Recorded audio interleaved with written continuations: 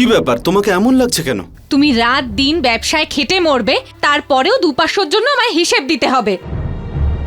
আর এখন যদি ছোট বউয়ের ছেলে হয়ে যায় না, তাহলে মা সব সম্পত্তি ওকেই দেবে। তুমি ভুল ভাবছো, এমনটা কিচ্ছু নয়। মা তো এই কথাটা সবার সামনেই বলে দিল। এবার ব্যাপারটা আমি দেখব, ছোট বউয়ের বাচ্চা জন্ম নেয় কি করে। জন্ম নেওয়ার আগেই বাচ্চাটাকে মেরে ফেলবো।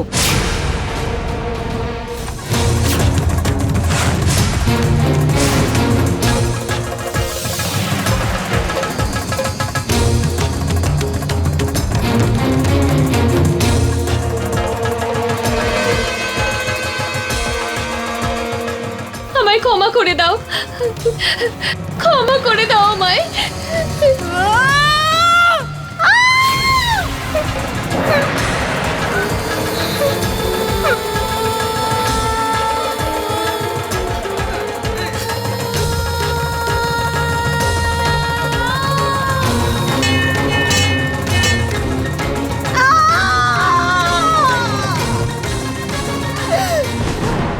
বন্ধুরা, আমাদের সমাজে স্ত্রীকে ভালোবাসা এবং স্নেহের প্রতীক বলে মনে করা হয়, যার প্রতিটা রূপ কল্যাণী স্বরূপ হয়, যাকে আমরা পুজো করি। কিন্তু এ কেমন স্ত্রী ছিল যে এতটাই ভয়ানক রূপ নিয়ে নিয়েছিল? নিজের হাতে রক্তরঞ্জিত তলোয়ার নিয়ে সবকিছু শেষ করে দিতে চাইছিল এই স্ত্রী। আসলে এর সাথে কি হয়েছিল যে সে সব সীমা পার করে দিল? নমস্কার, আমি অমিত পাচৌরি। ক্রাইম অ্যালার্টের এই এপিসোডে আজ আপনাদের অত্যাচার এবং অন্যায়ের এমন এক ঘটনার সঙ্গে আপনাদের আলাপ করাবো, যা শুনে আপনারা ভয় কেঁপে উঠবেন। এই ঘটনা প্রকাশ্যে আসার পর সবাই অবাক হয়ে যায়। এই ঘটনার সূত্রপাত শুরু হয় 2015 সালে, যখন বিধানসভা ভোটের প্রস্তুতি চলছিল এবং এই প্রস্তুতির হাবভাব পশ্চিম বিহারের এক ছোট্ট গ্রাম মানপুরেও দেখা গিয়েছিল। আমাদের নেতা কেমন হবে? মমতা মোদির মতো হবে। আমাদের নেতা কেমন হবে? মমতা মোদির মতো হবে। আমাদের নেতা কেমন হবে? মমতা মোদির মতো হবে। আমাদের নেতা কেমন হবে? মমতা মোদির মতো হবে। আমাদের নেতা কেমন হবে? মমতা মোদির মতো হবে। আমাদের নেতা কেমন হবে? মমতা মোদির মতো হবে। আমাদের নেতা কেমন হবে? মমতা মোদির মতো হবে। আমাদের নেতা কেমন হবে? মমতা মোদির মতো হবে। আমাদের নেতা কেমন হবে? মমতা মোদির মতো হবে। আমাদের নেতা কেমন হবে? মমতা মোদির মতো হবে।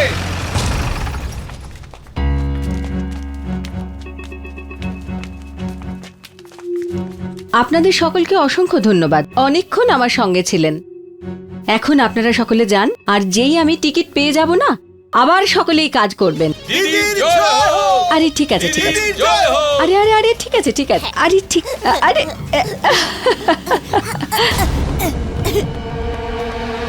আমার সোনা ছেলে, সোনা মনি। নাতি আমার বড় ছেলের ঘরের, ওর মাথায় একটু গন্ডগোল আছে। আচ্ছা, তাহলে আপনারা পরে দেখা হবে। চলো চলো চলো চলো চলো, হ্যাঁ হ্যাঁ হ্যাঁ, চলো চলো চলো।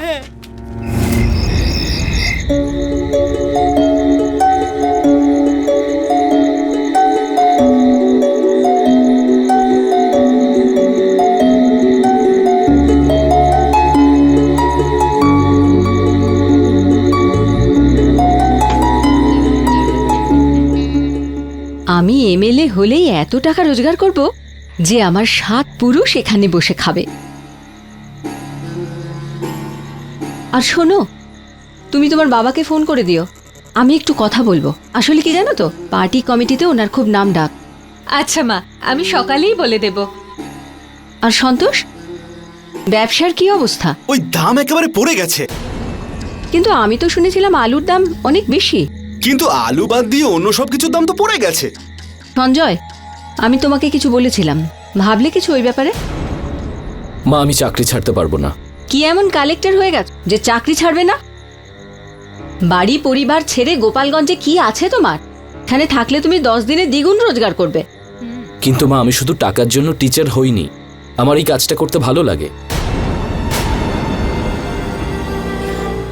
মেয়েদের যদি মাথায় চড়াও না, পরে গিয়ে শ্বশুর বাড়িতে থাকতে পারবে না। কিন্তু মা, আমাদের মনে হয় বিয়ের আগে লেখাপড়া শেখা খুব দরকার। তোমাকে কিছু জিজ্ঞাসা করেছি? যাও মিষ্টি নিয়ে এসো।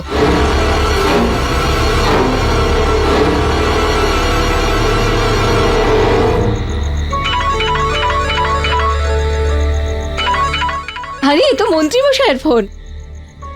হ্যাঁ মন্ত্রীমশাই। আরে না মন্ত্রীমশাই, আমি তো আপনার ফোনেরই অপেক্ষা করছিলাম। হ্যাঁ হ্যাঁ, আরে বলুন না। খুব মিষ্টি মিষ্টি করে কথা বলছিলে ওই মন্ত্রীর সঙ্গে। এই, আমার সঙ্গে বেশি চালাকি নয়, নইলে কেটে ফেলে দেবো তোমাকে আর তোমার ওই মন্ত্রীকেও। আরে তোমার হাতে মরা তো আমার ভাগ্যের ব্যাপার। না হলে এরকম কোন বউ আছে যাকে তার স্বামী এই বয়সেও এতটা ভালোবাসে?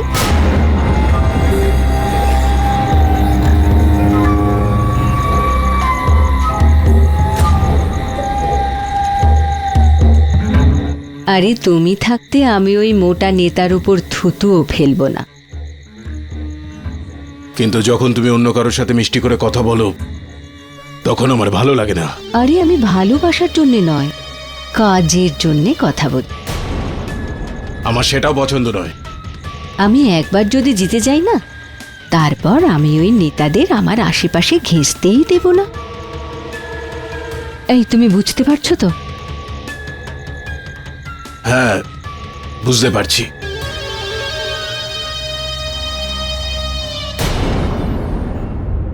মা যখন ব্যবসার ব্যাপারে তোমার উপর ডাউট করে না, তো আমার মাথা না গরম হয়ে যায়। হ্যাঁ উনি তো এমনই। আচ্ছা তুমি কি কালকে সকালে চলে যাচ্ছ? ফিরবে কবে তুমি? আমার আসতে প্রায় 3-4 দিন তো লেগেই যাবে। কিন্তু হ্যাঁ, এই কদিন তুমি নিজেকে নিজে সামলিয়ে রাখবে। তুমি কি বলতে চাইছো? সেটাই, যেটা আমি কালকে নিজে দেখেছি।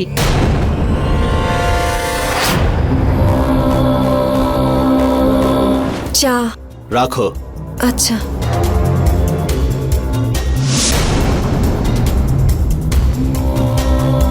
শোনো, হ্যাঁ, এক গ্লাস জল দাও না আমায়।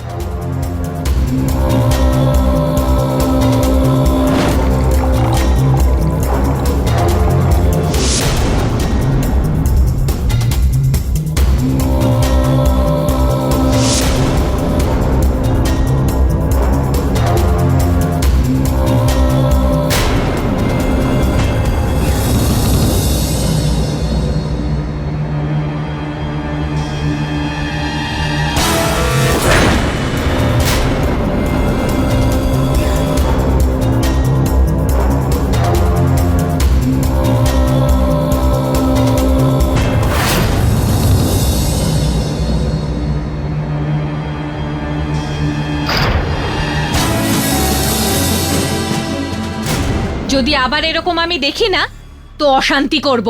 আর অশান্তি একবার শুরু হয়ে গেলে তারপরে কিন্তু তুমি সামলাতে পারবে না। আরে দেখো দেখো, ঠিক আছে আমি ভুল করে ফেলেছি।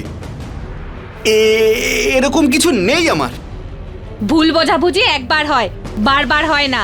আমার কাজ ছিল তোমাকে বুঝিয়ে দেওয়া, এরপর তোমার ইচ্ছে।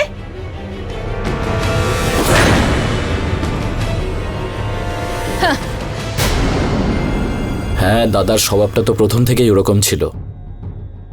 আর তার উপর তুমিও 1 নম্বরের বোকা, আর বোকার থেকে সবাই সুবিধা নেয়। আমি মোটেও বোকা নই। আমি শুধু চাই বাড়িতে যাতে কোনো ঝগড়া অশান্তি না হয়, তাই তো আমি চুপ করে থাকি।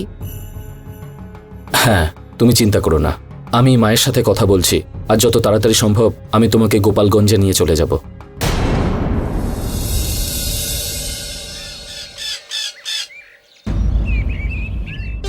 তার মানে তুমি বউকে নিয়ে এই বাড়ি থেকে আলাদা হতে চাও? মা, আমি এটা বলতে চাইনি। আমি যা বলে দিয়েছি সেটা বলে দিয়েছি। আমি বেঁচে থাকতে এই সংসার আমি ভাঙতে দেব না। কিন্তু মা, ব্যাস।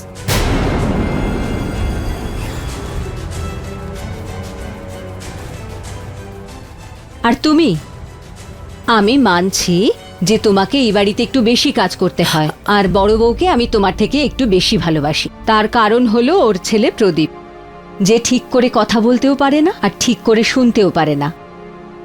আর 4 বছর আগে ওর যা দুর্ঘটনা ঘটেছিল, তারপরে বেচারি দ্বিতীয়বার আর মাও হতে পারবে না। ব্যাস ওই জন্যেই ওকে একটু প্রাধান্য দিই।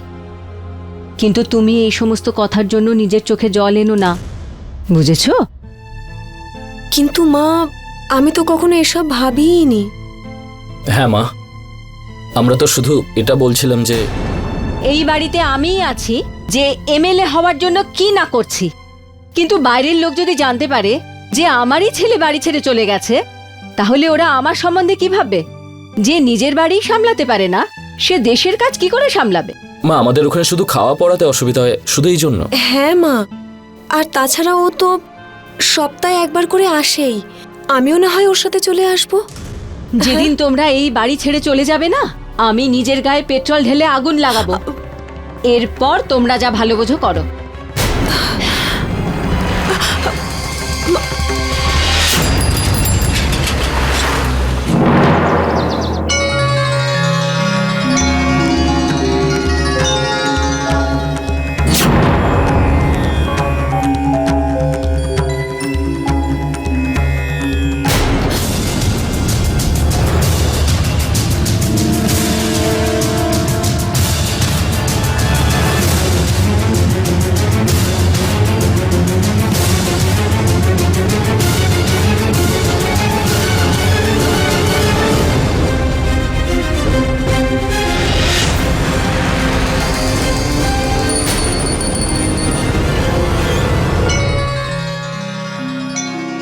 হে মা, আজকে যেন আমি টিকিটটা পেয়েই যাই।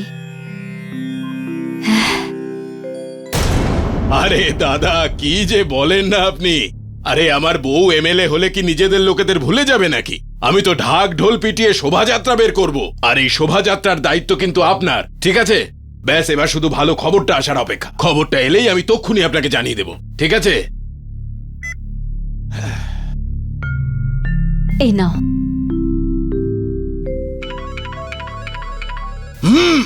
ওনার ফোন। নেতামশাই। হ্যাঁ মন্ত্রী মশাই, হ্যাঁ বলুন, আমি শুনতে পাচ্ছি। কি? আমি টিকিট পাইনি? কিন্তু কেন? মন্ত্রী মশাই, ভাগ্য আবার কি? কিন্তু মন্ত্রী মশাই, এইসব কাজের জন্য তো সময় হাতে আছে এখনো। তাহলে ঠিক আছে, এখন পার্টির যা সিদ্ধান্ত। আচ্ছা আচ্ছা, ঠিক আছে। কি হলো? কি বললো? তুমি একটা কাজ করো, শাস্ত্রী মশাইকে ডাকো। এখন জানতে তো হবে যে এখন কি করলে এই নির্বাচনে ভাগ্য আমার সহায় থাকবে। কি যে করি এখন।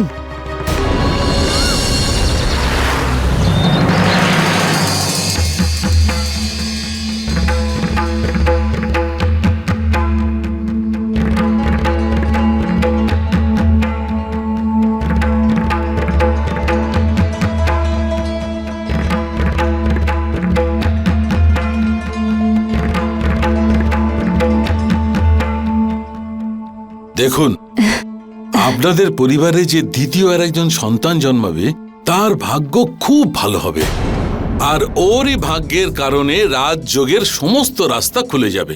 আর তার পরের 25 বছর আপনাদের কেউ কোনো ক্ষতি করতে পারবে না। ব্যাস, একটা নাতি জন্মাতে হবে।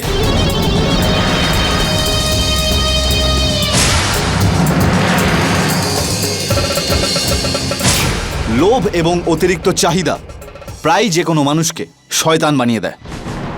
নিজের লক্ষ্যকে পরিপূর্ণ করবার জন্য সে এতটাই নিচে নেমে যায় যে না তো ও ন্যায়ের জন্য চিন্তা করে আর না ভাবনা।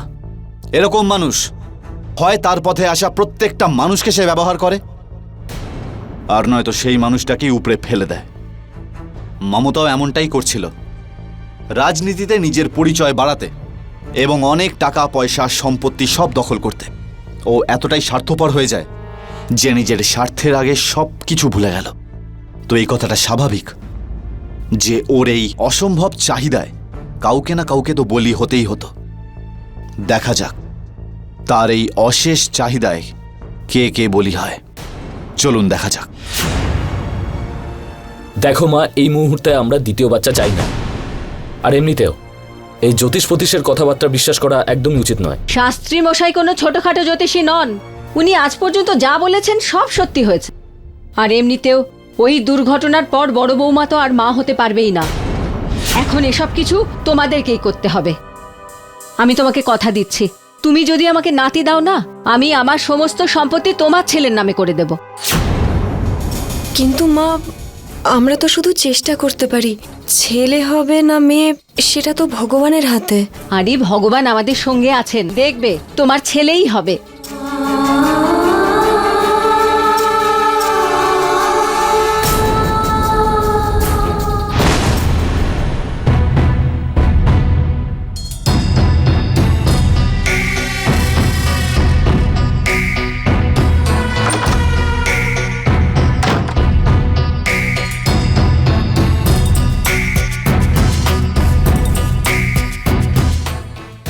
কি ব্যাপার, তোমাকে এমন লাগছে কেন?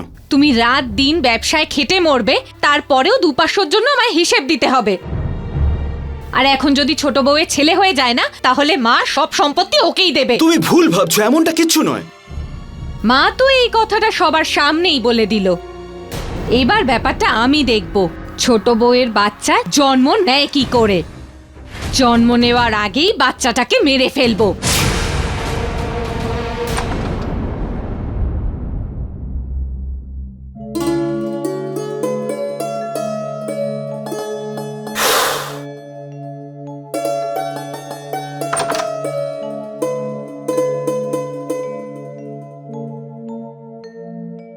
আরতি, তুমি কোথায় চলে গেছিলে? আমি পুজো করতে গিয়েছিলাম। এই সময় আবার কোন পুজো? মা আমাদেরকে বললেন না ওনাকে নাতি দিতে, সেই জন্য আমি ভগবানের কাছে প্রার্থনা করতে গিয়েছিলাম যে এবার যাতে আমাদের একটা ছেলে হয়। এটা তো তুমি একদম ঠিকই ভেবেছ, কিন্তু তার জন্য তোমাকে আমার প্রয়োজন। একা তুমি কিচ্ছু করতে পারবে না।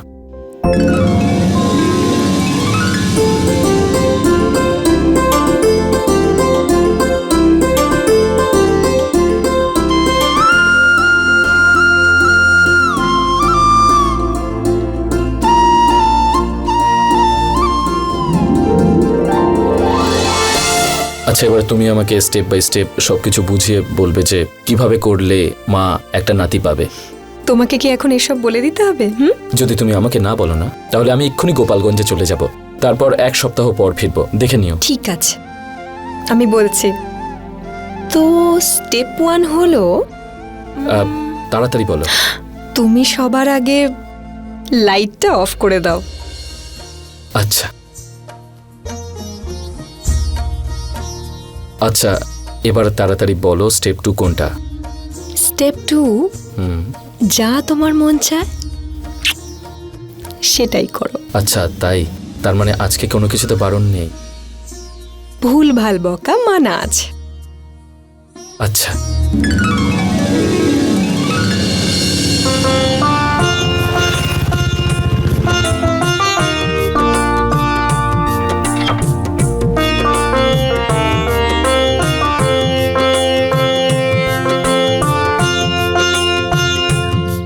মা, মা, কি হয়েছে?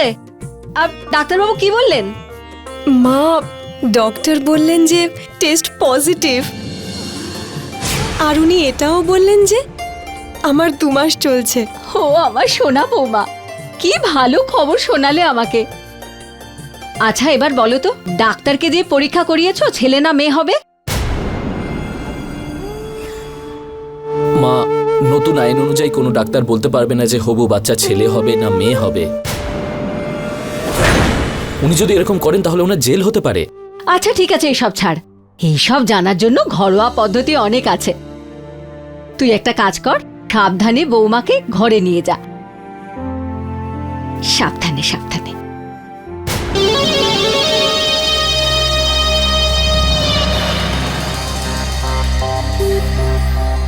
আচ্ছা আমাকে বলো তো দেখি, 2 আর 2 কত হয়?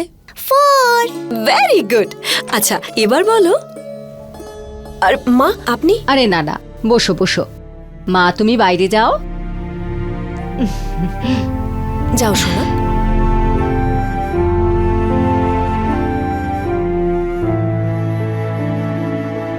এটা ধরো। কি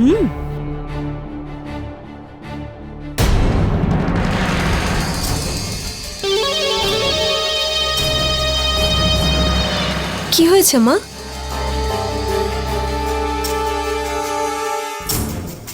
তুমি শুয়ে পড়ো। কিন্তু কেন? আমি বলছি তাই, শুয়ে পড়ো। আচ্ছা।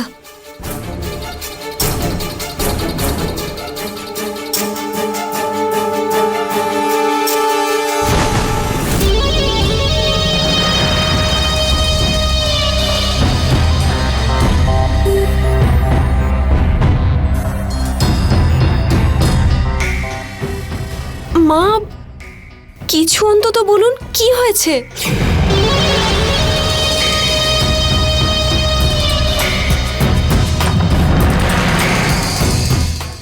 বৌদি, তুমি নিশ্চয়ই জানো যে মায়ের সব কেন করছেন। তুমি আমাকে অন্তত কিছু বলো।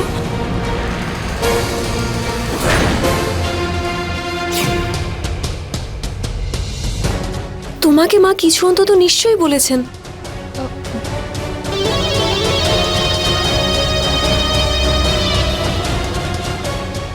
তোমার সন্তান তো 2 মাসের হয়ে গেল না? হ্যাঁ মা। আর চুলও খুব উঠছে। হ্যাঁ। আরতি, তোমাকে এই সন্তান নষ্ট করতে হবে। কিন্তু কেন? কেননা সমস্ত লক্ষণ বলছে যে তোমার পেটে ছেলে নয়, মেয়ে আছে। মা, দেখো আমি বুঝতে পারছি, কিন্তু তুমি দেখলে তো, তুমি ওই চাবিটাও সরু দিক দিয়ে ধরলে, আর ওই আংটিটা গোল গোল হয়ে ঘুরছিল, তুমি দেখলে তো। দেখো, এই সমস্ত লক্ষণ বলছে যে তোমার পেটে ছেলে নয়, মেয়ে আছে। মা এসব মিথ্যে, অন্ধবিশ্বাস। এই অন্ধবিশ্বাসের উপর ভিত্তি করে এত বড় সিদ্ধান্ত নেবেন না। আমার একজন চেনা নার্স সন্ধেবেলা এখানে আসবে। আমার নাতি চাই, নাতনি নয়, বুঝলে? কিন্তু মা, বৌদি তুমি অন্তত আমার কথা শোনো।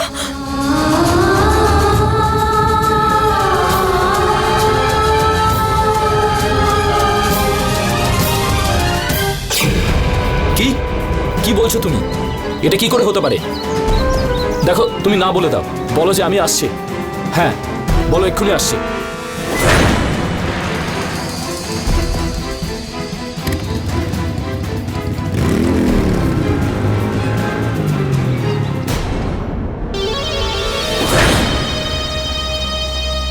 মা, আপনার সামনে আমি হাত জোড় করছি, এসব করবেন না। এই সন্তান তোমাকে নষ্ট করতেই হবে। কিন্তু মা, এসব করে আপনার কি লাভ হবে? আরে, তবেই তো তুমি আবার মা হতে পারবে। সে আমাকে নানা রকম পুজো পাঠ করাতে হোক বা তোমার চিকিৎসা করাতে হোক, ছেলের জন্ম তো তোমাকে দিতেই হবে। শুনো, যান, নিজের প্রস্তুতি নিন।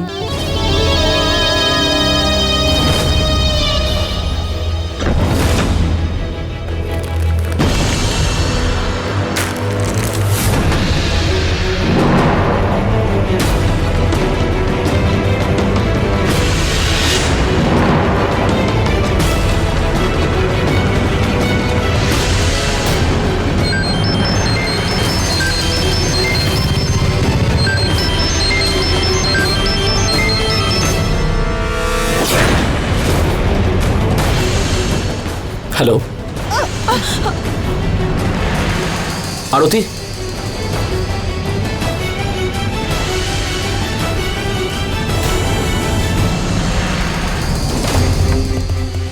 আপনি এখন যে নম্বরে কল করেছেন সেটি বর্তমানে সুইচ অফ আছে অথবা নেটওয়ার্ক।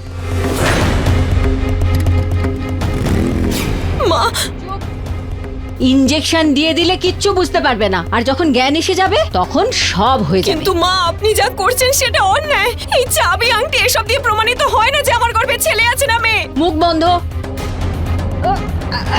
না, ইনজেকশন লাগান।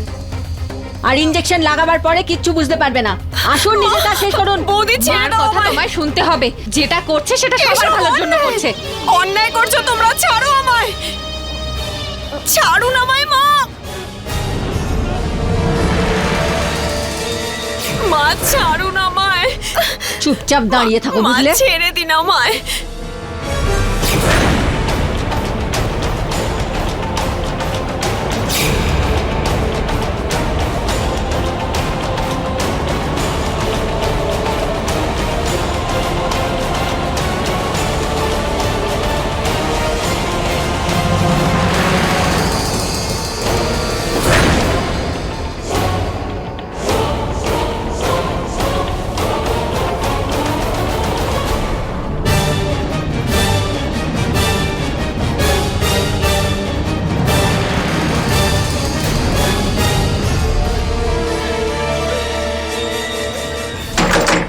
আরতি, দরজা খোলো আরতি।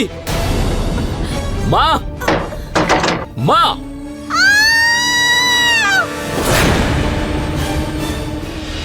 মা, তুমি যেটা করেছো খুবই অন্যায় কাজ। তুমি বলাতে আরতি প্রেগনেন্ট হওয়ার জন্য রাজি হয়ে গেছিল, কিন্তু মা তুমি শুধু উল্টো পাল্টা কথায় বিশ্বাস করে তুমি কি করে বুঝতে পারলে যে ওর মেয়ে হবে না ছেলে হবে? আর তুমি অ্যাবর্শনও করিয়ে দিলে, আর এখন তুমি আবার চাইছো আরতি আবার মা হওয়ার জন্য রাজি হয়ে যাক। হ্যাঁ, তো এটা ভুল কি?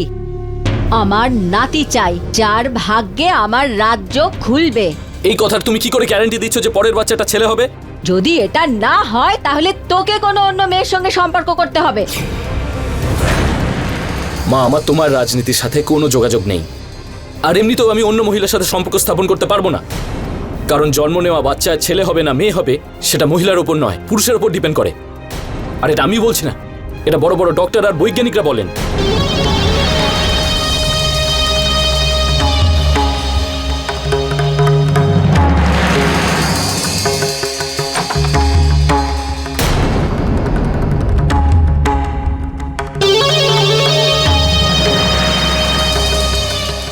আর এমনিতেও আমি অন্য মহিলার সাথে সম্পর্ক স্থাপন করতে পারবো না, কারণ জন্ম নেওয়া বাচ্চা ছেলে হবে না মেয়ে হবে সেটা মহিলার উপর নয়, পুরুষের উপর ডিপেন্ড করে। আর এটা আমি বলছি না, এটা বড় বড় ডক্টর আর বৈজ্ঞানিকরা বলেন।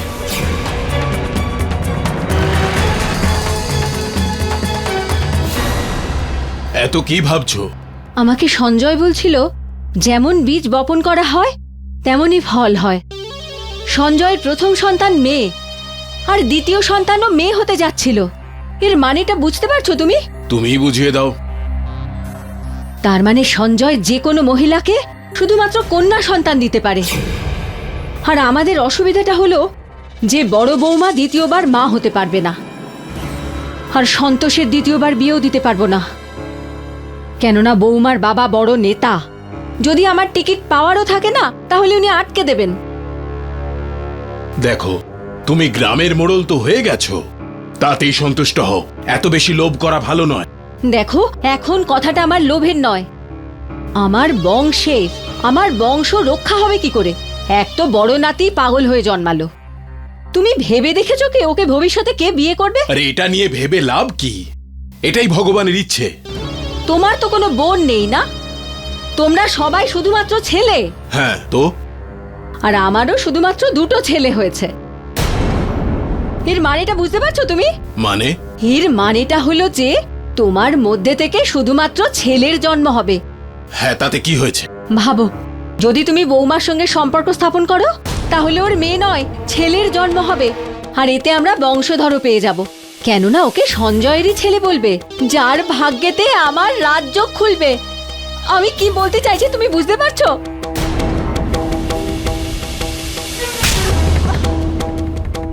নির্বোধ মহিলা, পাগল হয়ে গেছো, মাথা খারাপ হয়ে গেছে তোমার।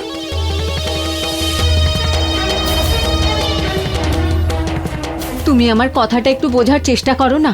দেখো, ওই এক দুবারেরই তো ব্যাপার, আর এমনিতেও সঞ্জয় তো সপ্তাহের মধ্যে 5 দিন বাইরে থাকে, কেউ কিচ্ছু জানতে পারবে না। আর বৌমা, ও মেনে নেবে? সেসব তুমি চিন্তা করো না, ওকে আমি অজ্ঞান করে দেব। ও তো জানতেই পারবে না যে ওর সঙ্গে কিছু হয়েছে। আরে পাগল মহিলা, পুলিশ কেস হয়ে গেলে তখন? আরে আমি কি এমনি এমনি এতদিন রাজনীতি করেছি? আমি সব সামলে নেব। তুমি আমার কথা শুনবে তো?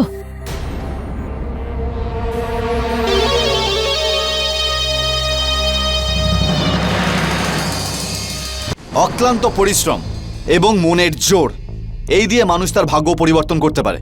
সে সব কিছুই পেতে পারে যা সে তার জীবনে পেতে চায়।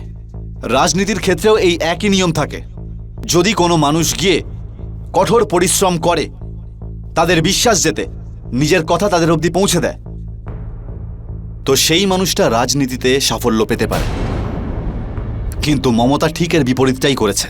নিজের ভাগ্য পরিবর্তনের জন্য খুবই নোংরা এবং জঘন্য পথ অবলম্বন করে, যার সাথে সততার কোনো সংযোগ ছিল না।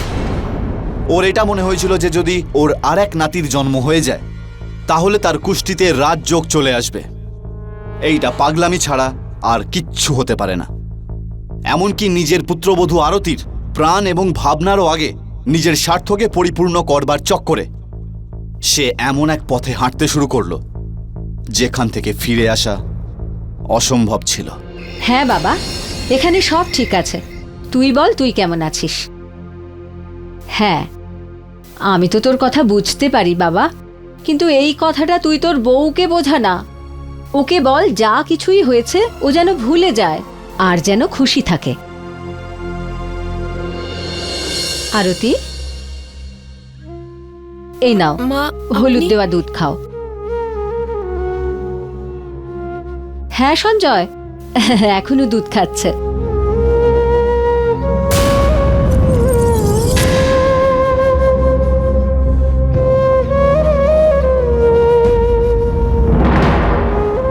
হ্যাঁ সঞ্জয়, এই নে কথা বল। আচ্ছা, হ্যালো, কেমন আছো তুমি? আমি তো খুব ভালো আছি। তুমি কেমন আছো? গল্প শুনবে তো তুমি? তুমি বাড়িতে পৌঁছে গেছো? আরে হ্যাঁ, আমি ঠিকঠাক পৌঁছে গেছি। আমি ওকে আমার সঙ্গে নিয়ে যাচ্ছি, চলো। যাও সোনা, ঠাম্মার সাথে। এসো এসো এসো এসো, তাড়াতাড়ি। কোন গল্পটা শুনবে তুমি? চলো চলো চলো, বলো। কি ব্যাপার, মা মনে হচ্ছে তোমার খুব খাতির করছে আজকে। হ্যাঁ, জানি না মায়ের আজকে কি হয়েছে। হতে পারে উনি যা করেছেন তা নিয়ে উনি অনুশোচনা করছেন। আমি তো চাই উনি সবসময় এরকমই থাকুন। হ্যাঁ, যদি ঠাকুরের ইচ্ছা থাকে তাহলে আগামী দিনও এরকমই থাকবে। হ্যাঁ ঠিক আছে, গুড নাইট। হ্যাঁ।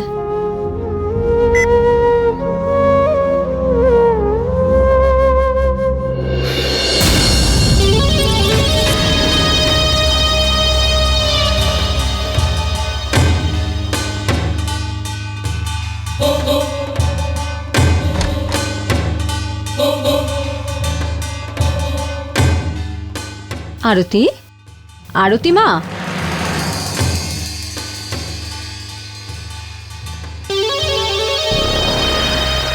শোনো, ভেতরে এসো।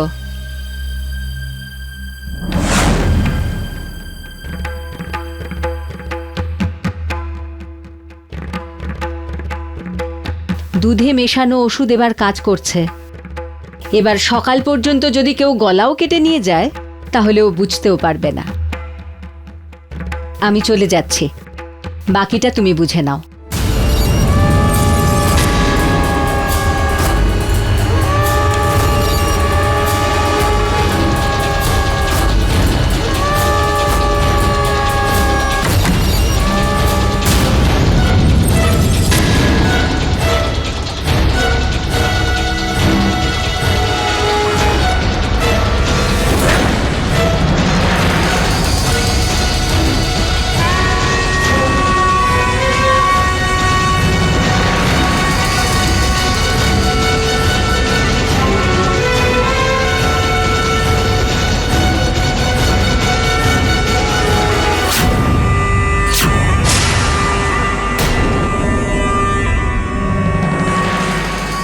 তুই এখানে কি করছিস? সেটাই তো আমি আপনাকে জিজ্ঞেস করছি যে আপনি এখানে কি করছেন। আমি ও তো আমি এটাই দেখতে এসেছিলাম যে বৌমা ঠিক করে শুয়েছে কিনা। আর বাবা? এই যে শোন, তোর যতটুকু মাথা ততটুকুই ভাব, হ্যাঁ? আর মুখ বন্ধ করে শুতে যা, বুঝলি? মা, আমি সবই বুঝে গেছি যে আপনি এখানে কি করছেন। কি বুঝে গেছিস তুই? ওসব ছাড়ুন তো মা, বললে পরে আপনার ভালো লাগবে না। কি চাস কি তুই? সেটাই যেটা বাবা করছে। মা, একবার ভেবে দেখুন, যে কাজটা আপনি করছেন তাতে আপনি নাতি নয় একটা ছেলে পাবেন। আরে সেই জন্যই তো আপনাকে আমি সাহায্য করতে চাই, যাতে আপনি একটা নাতি পান। এই যে শোন, আমি প্রথম থেকেই এই বাড়িতে দুটো অপদার্থকে পুষছি, এবার 3 নম্বরটাও অপদার্থ হলে? মা, সেই সব ব্যাপার তো আমি জানি না, কিন্তু মা এটা ভাবুন যে আপনার এই কথাটা বেচারা সঞ্জয় যদি জানতে পেরে যায়, তখন সহ্য করতে পারবে তো? আচ্ছা, আর যদি এই কথাটা তোর বউ জানতে পারে তাহলে? সেই সবকিছু আমার উপরে ছেড়ে দিন।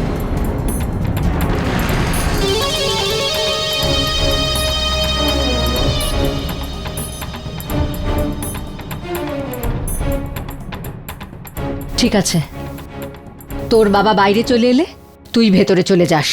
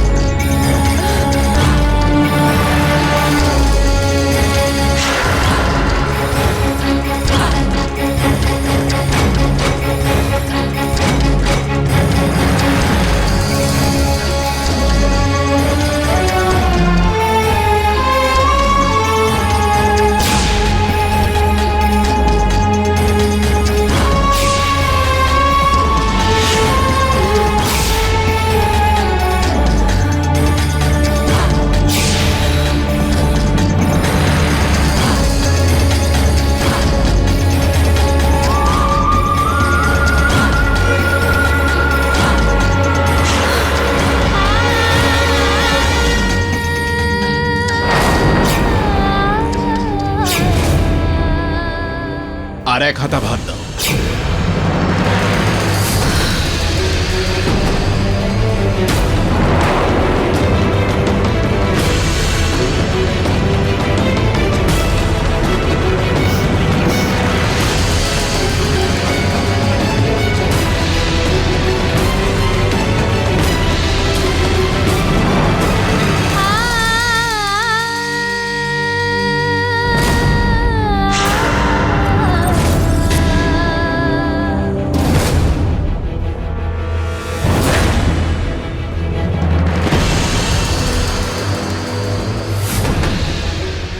আরতি, তোমার এই কি অবস্থা হয়েছে? কি হয়েছে? শাক দিয়ে মাছ ঢাকার আর চেষ্টা করবেন না, আমি সবকিছু জানতে পেরে গেছি।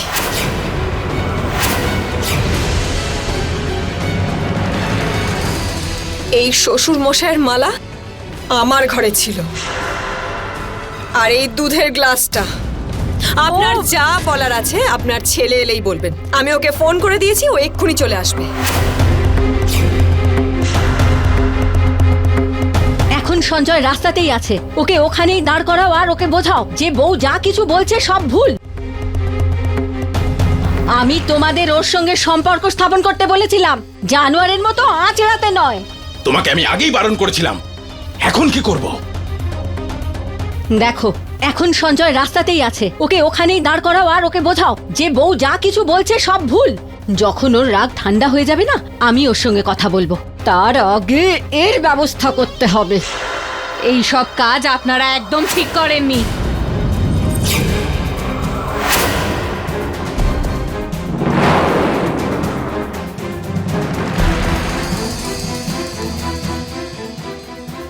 ঠিক আর ভুল পরে বুঝবে, কিন্তু এখন আমাদের সঙ্গ দাও, নইলে আমাদের সঙ্গে তুমিও জেলের ঘানি টানবে আর তোমার বাবাও কিছু করতে পারবে না।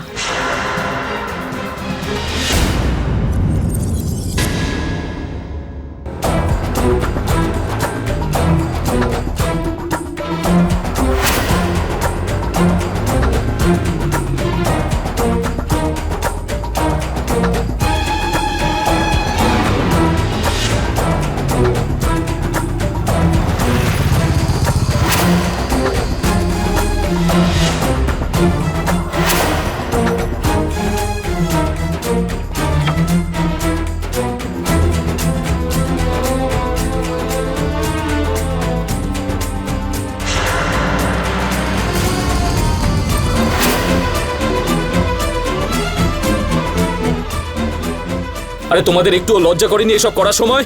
আরে ও তোমার বৌমা হয়।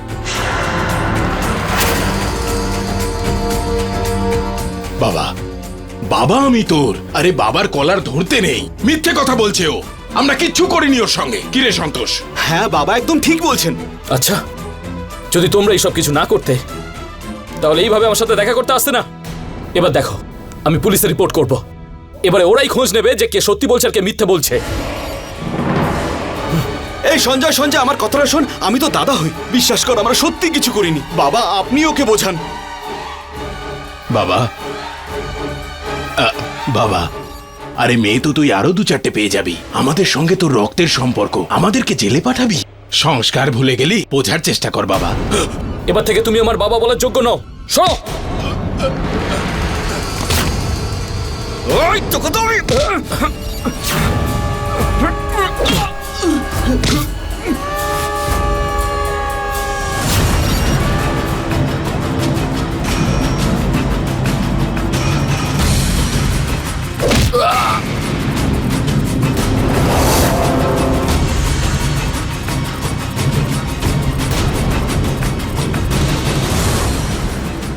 আমরা তো তোকে বোঝাতে এসেছিলাম, কিন্তু এখন মনে হচ্ছে আমার একটা ছেলেই যথেষ্ট।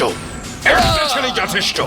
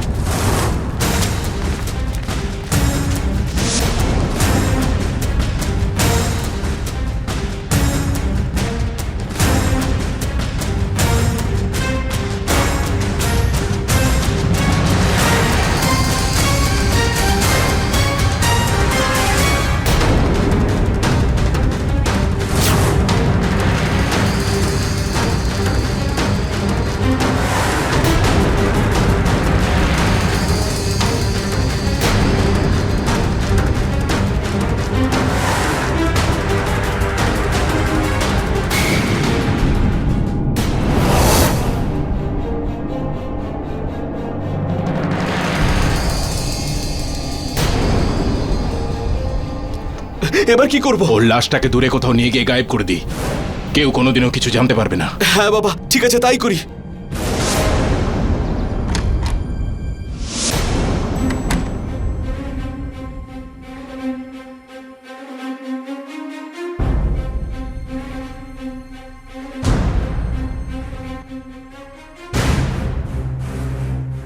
ঠিক বা ভুল, তোমার সঙ্গে যা হবার ছিল তা হয়ে গেছে।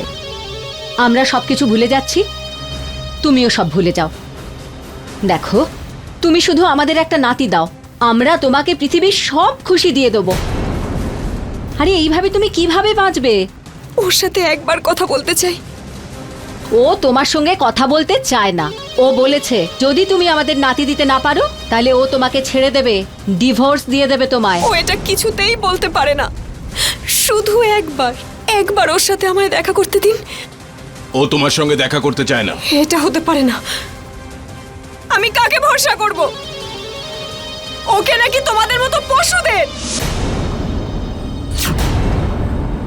ও নিজে আমাকে বলেছিল যে ও আমার সাথে দেখা করতে আসবে।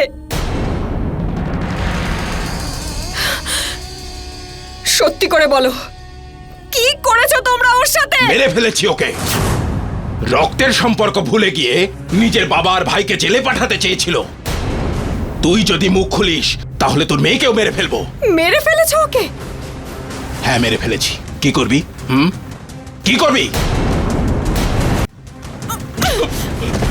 তোকে তো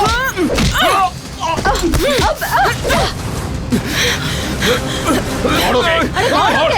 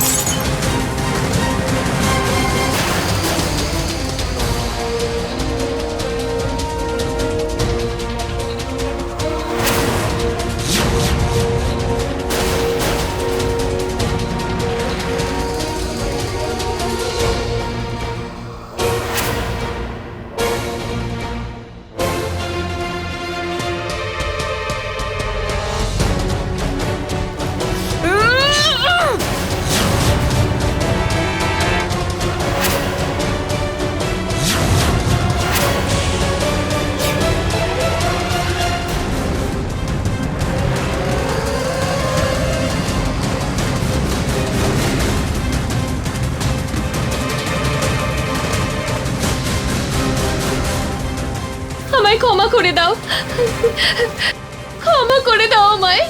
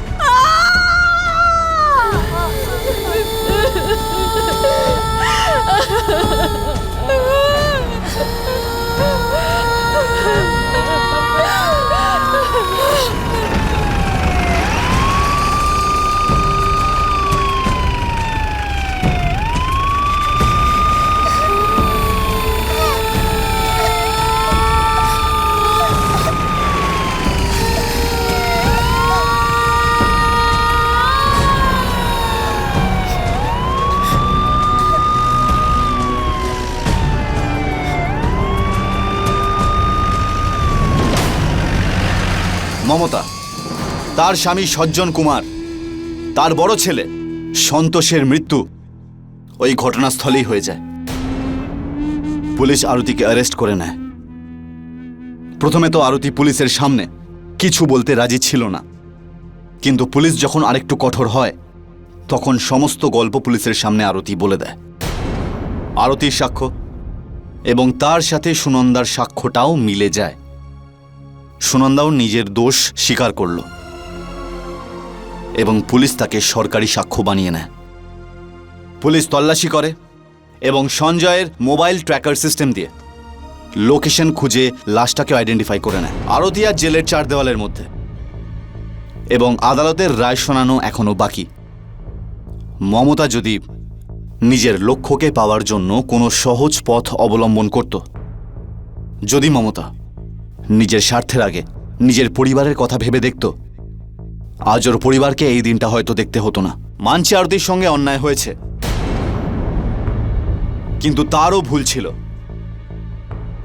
আইনকে নিজের হাতে ওর নেওয়া উচিত হয়নি, বরং আইনের সাহায্য নেওয়া উচিত ছিল, যা ও করেনি। আজ ওর মেয়ে রয়েছে তার আত্মীয়দের কাছে, কিন্তু মায়ের অভাব কেউ পূরণ করতে পারবে না। এরই সঙ্গে আমি অমিত পাচৌরি ক্রাইম অ্যালার্টের এই এপিসোডে আপনাদের থেকে বিদায় নিচ্ছি। কথা দিচ্ছি পরের সপ্তাহে আবার এসে উপস্থিত হব কোনো চাঞ্চল্যকর ঘটনার সাথে নিয়ে। বন্ধুরা, ক্রাইমের থেকে বাঁচতে গেলে অ্যালার্ট থাকতে হবে। মনে রাখবেন, it's better to be safe than sorry.